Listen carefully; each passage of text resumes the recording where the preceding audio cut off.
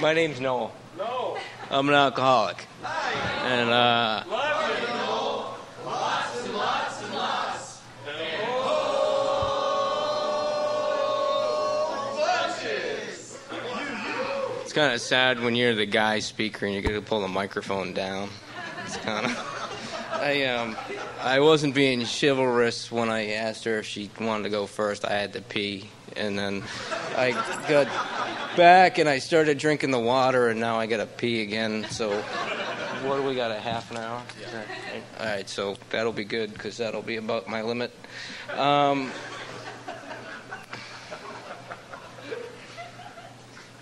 It's kind of neat. There's a lot of people here in Maine. I got sober in Maine. And a lot of times when is there anybody here that's like only been sober for like a month or something like that? Anybody in the room? I mean, I figured probably most of these people. Yeah? Good. Congratulations, man. I just like to know, like, basically where people are at, because when I get sober, I come into meetings and people would start talking about, friggin' divorce and crisis and all kinds. I'm like, well, how do I not drink? That's what I wanted to know. So usually when I go to like rehabs and stuff like that, I usually ask people, is there anybody here who doesn't know how to drink? I mean, because truthfully, I know how to drink. I'm pretty good at it.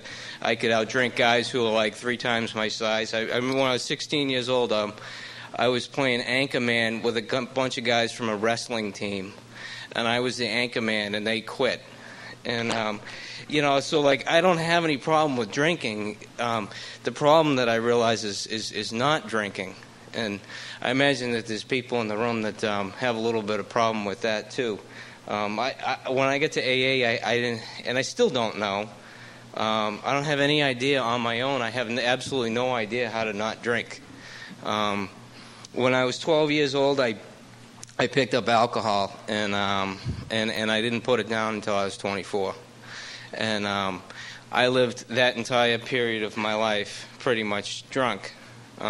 Gradually, the number of days in between how long I went got fewer and fewer and fewer. And by the time I was ready to stop drinking, it was pretty much if I went a day, that was a big deal.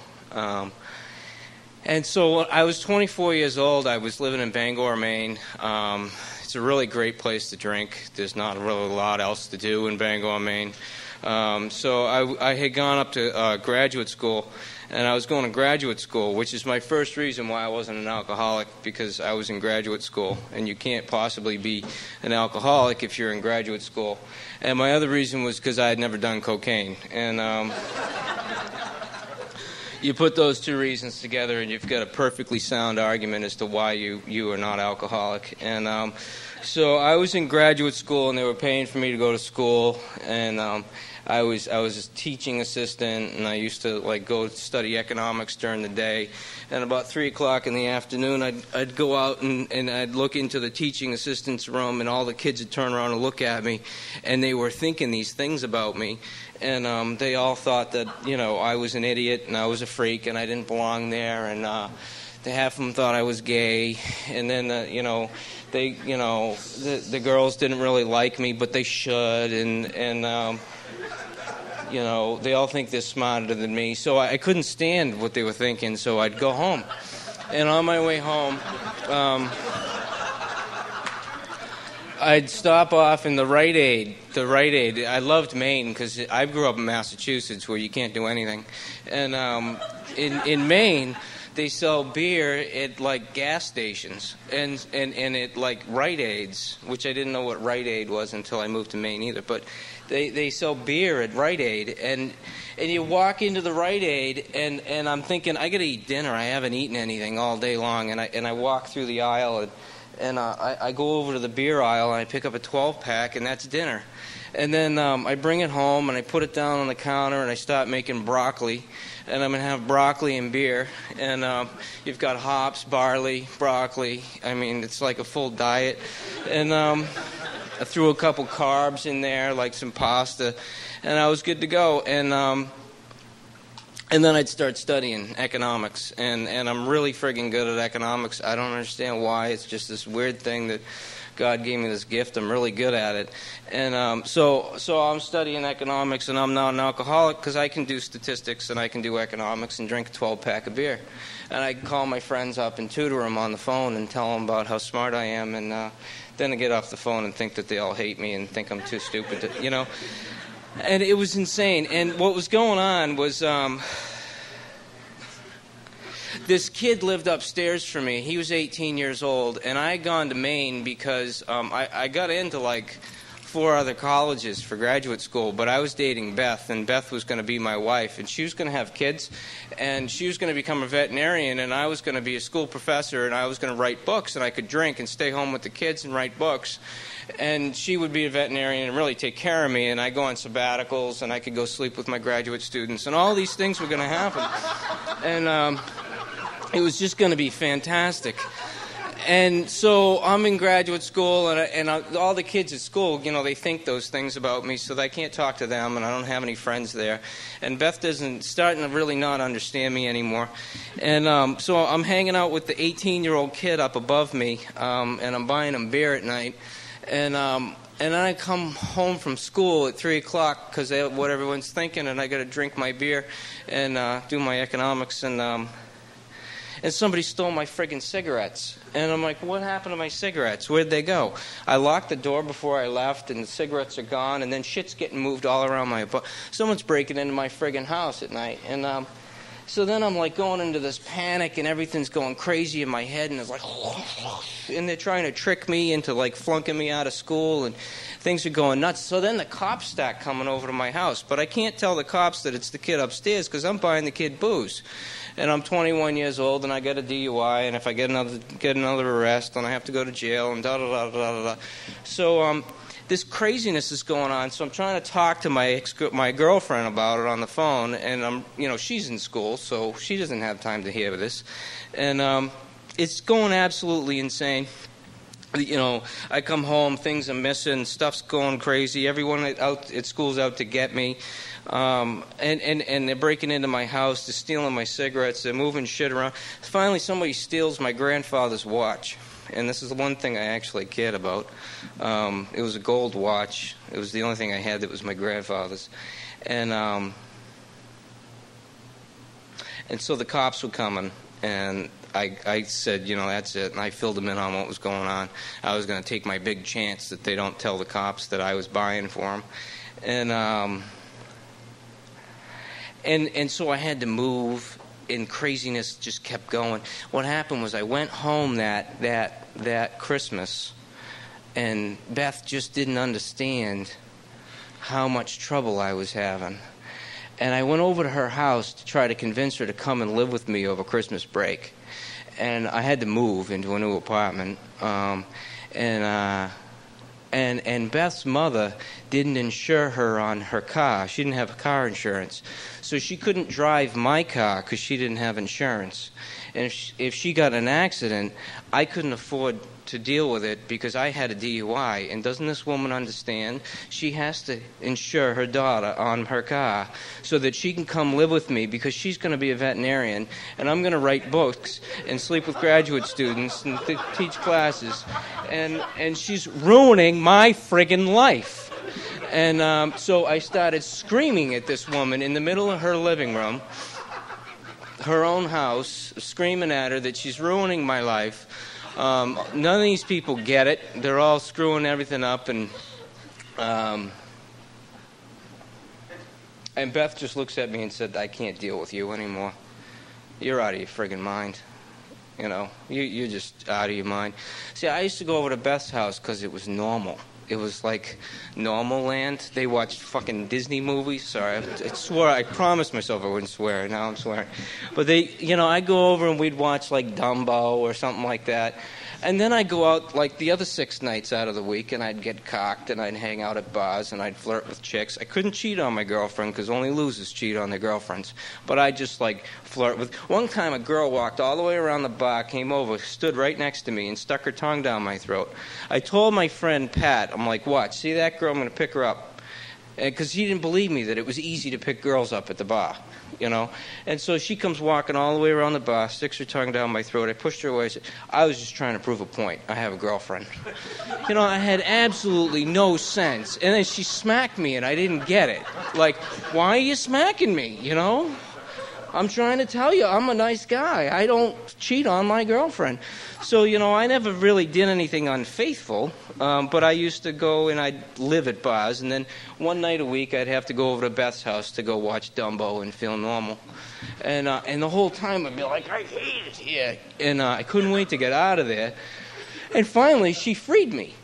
You know, you're done. I mean, this is the girl that 3.5 years earlier, I met her at my house. I was living on a farm in Sunderland, Massachusetts. I was going to UMass.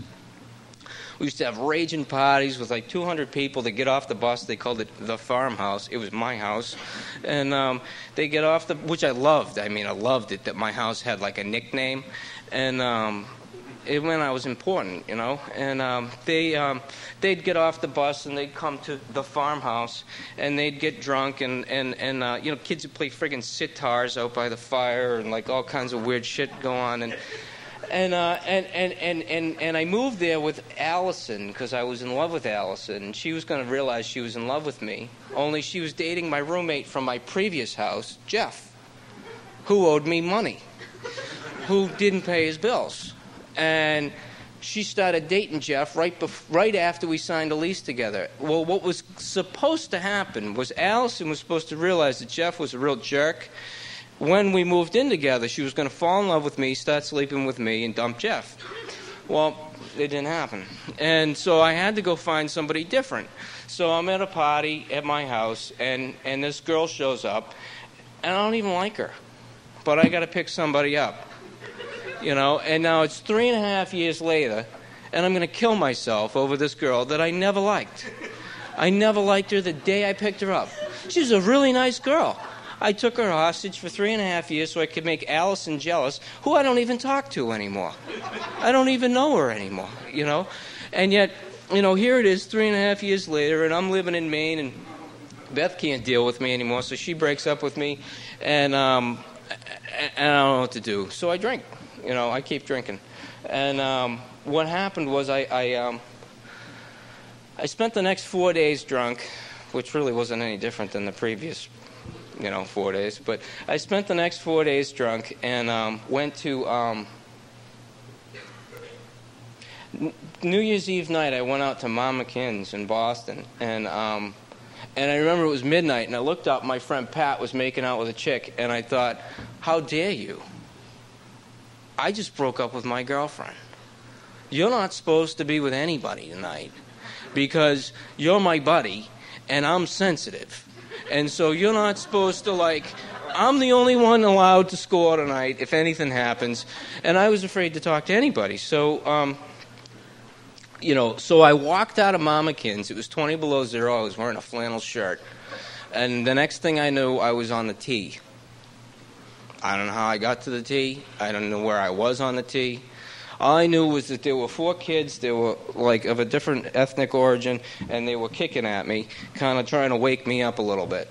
And I remember looking up and just being like, "Oh shit," where am I? And they stood me up and they were laughing at me, and they were kind of, "Dude, you gotta get together."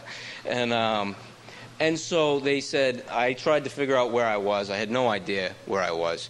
They put me back on the train going the other way. They told me where to get off. I called Beth's mother, and Beth's mother was going to fix it. She was going to drive me back to Beth's house, and we were going to make it all different, and everything was going to... Well, Beth's mother was from Al-Anon. So she drove me to Worcester, and we had to go home, and I had to go to my mother's house.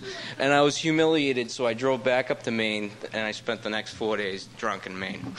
And the last night I drank, I woke up at 10 o'clock in the morning that day, and went down to the Irving station, got my 12-pack, came back, and I started making tapes. I'm going to make tapes. I'm going to start showing chicks in Bangor how cool of a music select. I'm going to make a Miles Davis tape. I'm going to make a tape that has all kinds of like bluegrass music on it. And then we're going to have this raging party. No, I don't know anybody.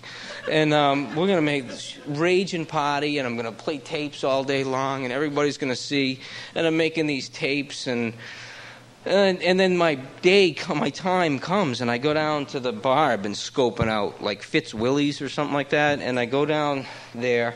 I've never been in it, and I go down there, and I stand at the bar all night long drinking gin and tonic, smoking butts with my new best friend, this kid that I met, and he gave me his lighter. And we were smoking butts and talking and staring at these two girls dancing together all night long, and I'm thinking, I'm going to pick them up. And then I'm thinking, they don't like me. They think I'm gay. Everyone here hates me. And I smoked butts until it was about 1:15, and I realized the Irving station is going to close soon, so I left there.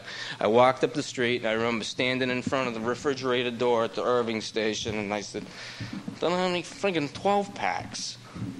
I've been drinking since 10 o'clock in the morning, and I'm mad because they don't have any 12-packs. So I grab a 6-pack of Pounders, and I go walk back to my house, and I drank that, and I put my head down, and I said, God, what the is wrong with me? And I picked my head up, and I looked at the beer in my hand, and I just thought, I can't drink anymore. And I don't know, today, I know where the thought came from. God put that thought in my head. Because I had never, ever in my life, ever wanted to not drink again. Ever. When I was 12 years old, I started drinking, and it took away how I felt. And while it stopped working, it was the only thing I ever knew that took that away. And I never wanted to not drink. So when the thought occurred to me to not drink again, it floored me. I can't drink anymore. So I finished the beer. And but I called Beth on the phone at 2:30 in the morning to inform her of my big awakening. And she didn't disagree. And she also wanted to know why the hell I was calling her at 2:30 in the morning. But I said, what should I do? And I had been to AA when I got my DUI, and her whole family was in AA, and they, so I knew about it. So you should probably call them in the morning. And I did. I called the next morning, and this guy, John, answers the phone. See, the previous 12 years are kind of the same. I could tell you all about them.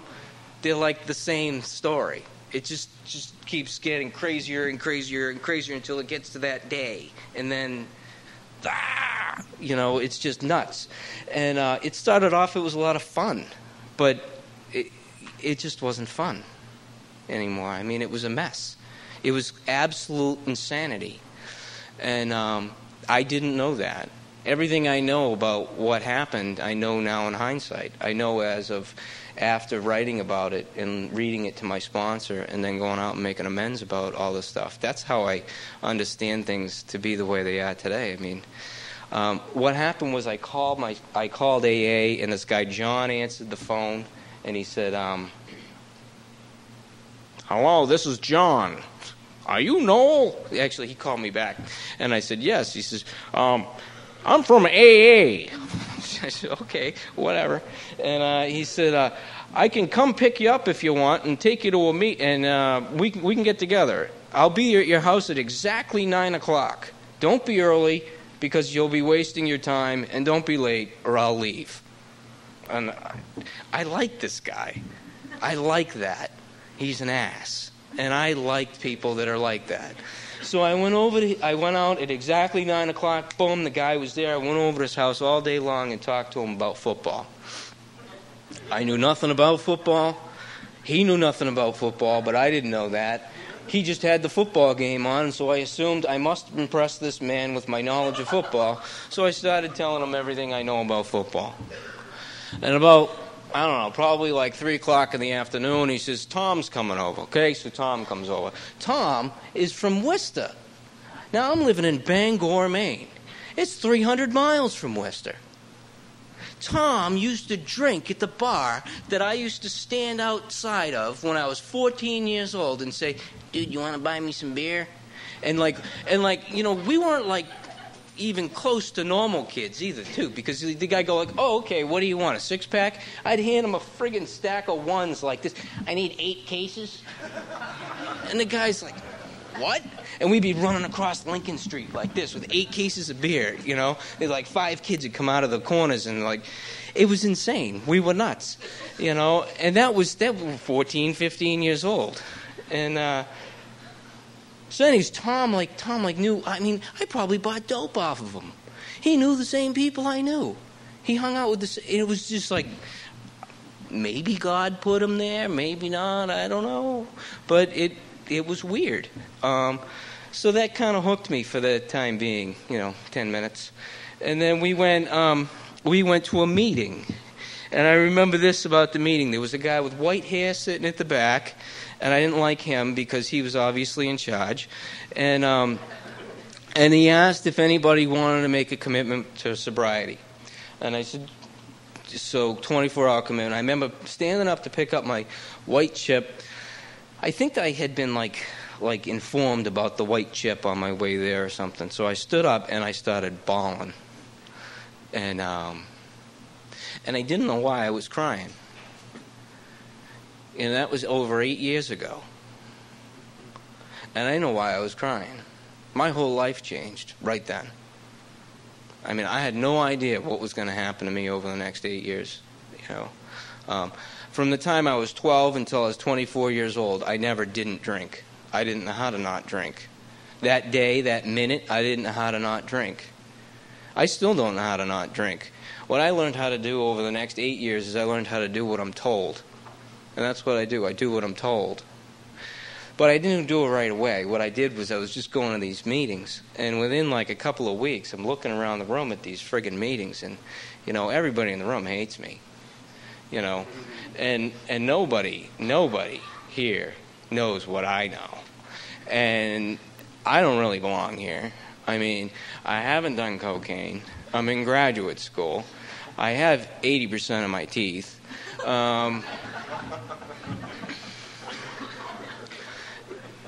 There's a whole string of really important reasons why I've never prostituted myself, which is important to me. So therefore, I can't possibly belong here. I don't live under a bridge. I didn't drink out of a paper bag.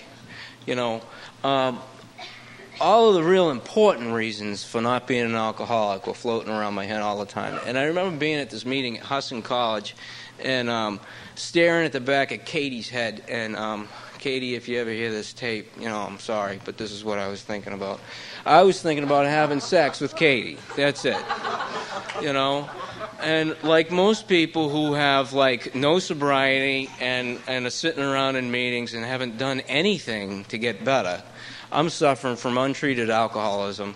I'm sitting in this meeting, I'm staring at the back of Katie's head, I'm thinking about having sex with her. And then I'm looking at all the guys in the room that are 3 times my size, thinking they're going to kick my ass if I even talk to her. Katie probably thinks I'm gay. And so I raised my hand and I started talking about all the things that I understand because I read 2 chapters out of a Deepak Chopra book. And this guy, Eric, comes over to me after the meeting and he says, you can do something about the way you feel if you want. And I can help you. And,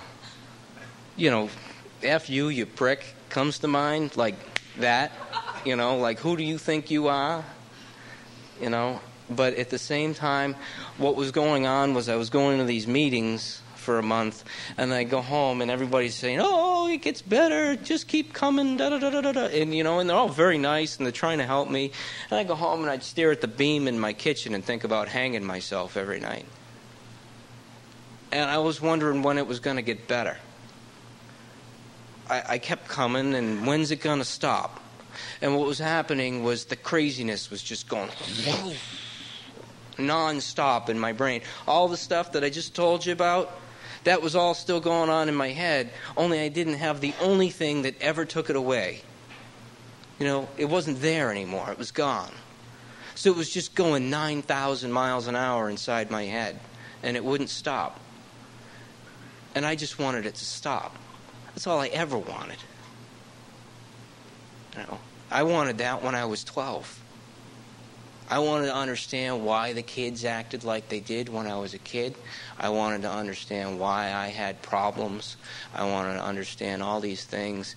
I wanted it to go away. I thought understanding it was going to make it go away. And so I went to these meetings, and I kept coming, and I met this guy, Eric, and he offers to help me, and I didn't know what else to do. So like that second when I thought I need to not drink anymore, for some strange reason I thought I need to let this kid help me. I didn't know what to do. I was 19 years old, I was going to college, and I couldn't read, and I didn't tell anybody. I never let anybody help me with anything. Letting people help me is not come to me. I don't let that happen. But I didn't know what else to do. I mean, I was really tired of thinking about killing myself. And so I did, and we got together, and we started going over. What do we got? A couple minutes? Yeah, a couple minutes. All right. So we started getting together, and we started going over the big book. And he said, you need to understand whether or not you're an alcoholic, because this whole recovery deal is about a relationship with God. And you can't base a relationship with God on a lie. And, this guy never bullshitted me, ever. He just told me straight, boom, this is the way it is. And I liked that.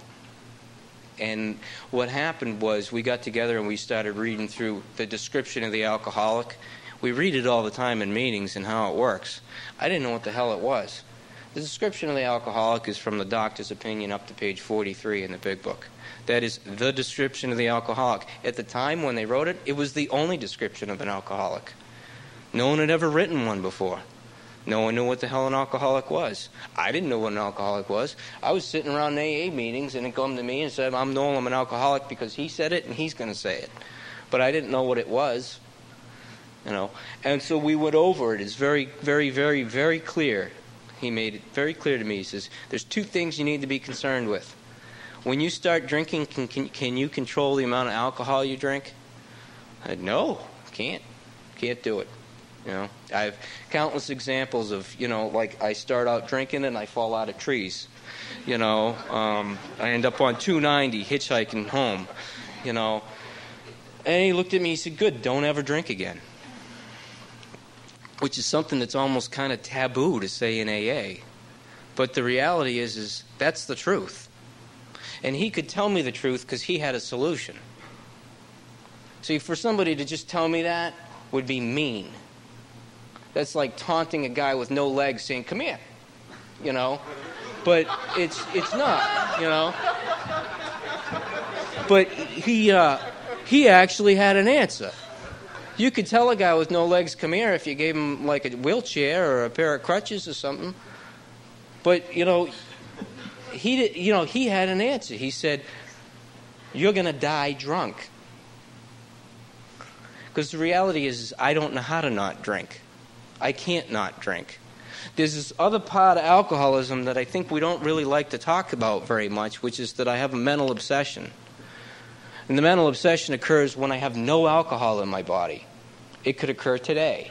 It could happen. Just, boom, get this screwed up thought that tells me to go drink. They call it relapse. They have a whole chapter about relapse. It's called More About Alcoholism. Yet we talk about relapse as though it's something that happens other than alcoholism. But relapse is alcoholism. It means that I will drink again. It's like the guarantee. My mind is going to tell me to drink again unless something seriously changes inside of me. And he helped me to understand that. And he says, so what needs to change? He says, well, you need to come to believe that a power greater than yourself restores your sanity. Oh, well, I don't believe that. He says, and then I was terrified. I thought, there's one more thing I can't friggin' do, and he says, well, you're not expected to believe that at this point. 3 weeks ago you were throwing up blood and crapping your pants in Chinese restaurants. No, we don't expect you to come to AA and all of a sudden believe in God. That's not reality. I know some people talk about it as though it's reality, but it's not reality. What's expected is that you've had enough and you're willing to try something different. And that's what step 2 was to me, was I was willing to try something different. I was willing to do what I was told. And so we got on our knees in his living room and held hands and said the 3rd step prayer. And the whole time I'm worried about whether or not the guy is going to rape me. And I'm thinking about that thing I did when I was a little kid. And, oh my God, am I going to have to tell him that? And, that's it. That's all I'm thinking about. And he's having this peaceful experience. And we go home. After we got done, he told me to buy a notebook and a pen before I got there. And we get up from saying the prayer, and he says, now I want you to go home and start writing a list of names of people that piss you off. And I went home and I whipped furniture around the house. I picked the chair up over my head and I threw that across the room, and I punched the wall about 15 times, and I bawled my eyes out because this guy told me to go do something. I just want to go to meetings, But I didn't just want to go to meetings. But I just wanted to go to meetings. But, and it was just... And he said, go home and write a list of names of people that you hate. And I had bought a shirt 2 years earlier that said, every day of my life I'm forced to add another name to the list of people who piss me off. And I didn't know I'd be actually writing that list out. And there were lots of names. I had somewhere around X names. And it took me somewhere around Y months to write them all down, and they fit in Z notebooks. And that's as specific as I need to get about it. We wrote down all of the people. I wrote down all of the things that I hated about them. There were many. I remember extremely... See, that's one of the things I didn't understand, is I'm not stupid. God gave me this unbelievable mind, and I remember everything. It's awful. I got a guy who's about to start his 5th step. This guy remembers more than I do, and I'm terrified. I'm like, oh, my God. I love the people that don't remember. It's like, good, you're lucky, man. I mean, I remember what friggin' Danny, who's actually in the program now, threw my teeny-meeny-miny mo's at the school steps at Thorndike Road School when we were 4 years old at the Memorial Day celebration with my brother and his sister. They were in school singing around the flagpole. We were playing with my brand new friggin' teeny-meeny-miny mo's, and Danny whipped him at the friggin' school steps. And he didn't care. Both of us are in AA now. So, all the way from that to my dad wanted to play with somebody else's kids and left me at home when I had just had brain surgery 3 months earlier so he could go play baseball with somebody else's kids who were better than me. Put that in your pipe and smoke it. It sucks. But he didn't know how to be any other way. And so we look at all these things, we look at what they affect in our lives, and we look at our part. We look at what we wanted out of things, and we turn things around and we look at them from a different perspective so we can have forgiveness for people.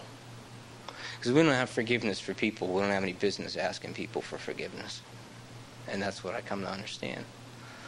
And I spent some time reading that to my sponsor. This guy, Brian, Eric had moved, and Brian picked up Brian as my sponsor. And I'd moved to Massachusetts now. And Brian lived in Camden, Maine. I lived in Worcester now, or Millbury, Mass. And I didn't trust anybody else in the world. I was a couple years sober at this point, and Brian was the person I trusted, period. That was it. And that's okay. And I tell that to the guys so many times people what I realized through my writing was that there were so many people that I made myself vulnerable to that I had no business ever trusting. And I lied to myself about what I trusted people with. Girlfriends, kids I did drugs with, kids I drank with. And then I wonder why they did things like pick up my girlfriend and start having sex with them. Or all kinds of things that happened, and I wondered why they happened. But, I put myself in the position to get hurt. I just wanted people to like me. I wanted everyone to like me. Everyone. The whole world. Everybody in the planet is supposed to like me. And so I do things because of that fear. So anyways, this guy Brian's the first guy in the world I've ever trusted. So I'm damn right I'm going to friggin' read my inventory to him. So I drove 3.5 hours up to Camden, Maine to read my inventory to him. And I did that a couple of times. And he called me up one day and he drove 3.5 hours down to Massachusetts to listen to me read inventory. I sat on my couch for 7 hours and just listened. Then he took me out to dinner and bought me a big steak. And he drove back up to Maine because he had a prison commitment. This is a bank felon. This is a guy who robbed banks, who's a crack addict and a drunk. Why would he do that? And I learned something about what it means to sponsor people by my fifth step, Brian understood that if I didn't do this, I was going to hang myself from the beam in the kitchen. If something didn't fundamentally change inside of me, I was not going to be alive much longer. And so we did it, And I went out and I started making amends. I made amends, and those were a blessing. Next weekend, I get to put in a hardwood floor with my father, the guy who wanted nothing to do with me. The guy who actually just didn't know how to want something to, he didn't know how to do something with me is really all it was. And, it's just a miracle. Last night I didn't stay because my wife was at home. And she's my wife. I didn't understand that. Beth was going to have my kids and work and take care of my stuff while I drank,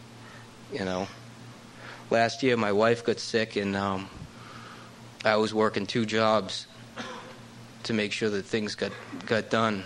And then my brother-in-law got cancer, and I didn't know what to do, so I have a 10th step that I write out every morning. And, you want to feel powerless. You have a guy who weighs 300 and something pounds get cancer and start having a tumor grow off the side of his face. He's got 2 kids at home. And what the hell did he do? And I don't know what to do. So I'm writing inventory, and I said, you could paint their house. So I started driving up to Maine to paint their house. Because now things are much clearer today. I don't have the craziness, the chaos running around in my head. What the hell do I need to do? Blah, blah, blah, blah, blah, blah, blah. Just constant madness in my mind, And so I drove up and I painted their house while I was working, and he died. I didn't drink. A year ago yesterday, I got out of the hospital. I had brain surgery. It was a year from hell. I have hydrocephalus. I have a shunt in my brain. It had found its way. It goes down into my gut. It's a plastic tube, and it stuck me in the liver, and it was sticking me in the liver for about 6 months. And I couldn't find a doctor that understood what the hell was wrong with me. They wouldn't even look. And I was doing my 10th step one night, and I wrote it out. Why don't I go to another doctor?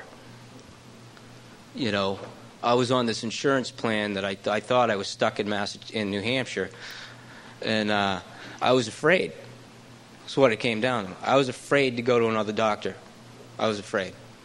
And so I went to a meeting down in Boston, and a friend of mine, I was reading the inventory to him, and I happened to know that he was a neuropsychologist because a year earlier I was reading my inventory to him, and he started telling me about what it's like to have hydrocephalus. And I'm like, what the hell? How do you know this? And he's a neuropsychologist. It's like what he does for a living. And he got me all this help so that I had all my medical records and all this other shit. So anyways, I ended up having brain surgery a year ago yesterday because all of this stuff happened from my 10th step that allowed me to have the information I needed to go and give the information down to the doctor down in Boston. If I didn't do a 10th step, if I didn't write things out and deal with it, I would have never known any of that.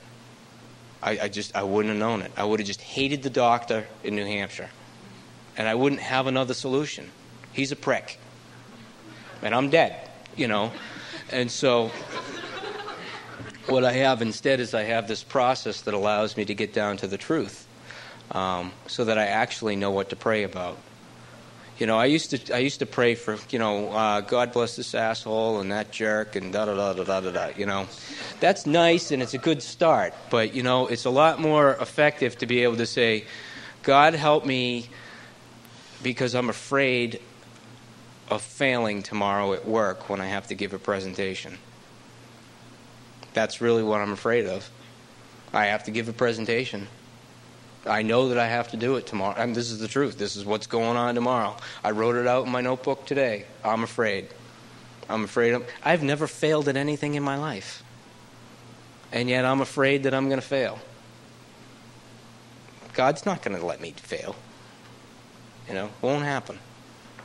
So, these are the things that happen. And because of that, I get to carry this message to other people, And it's really remarkable to be able to watch other people go through what I was taught how to do. And that's really the whole gift of Alcoholics Anonymous.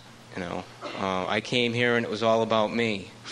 And today, it ain't all about me. And hopefully I've been able to say something to somebody that, meant something. And if not, just ignore everything I said because it might kill you. It might have been my opinion. My opinions aren't very good.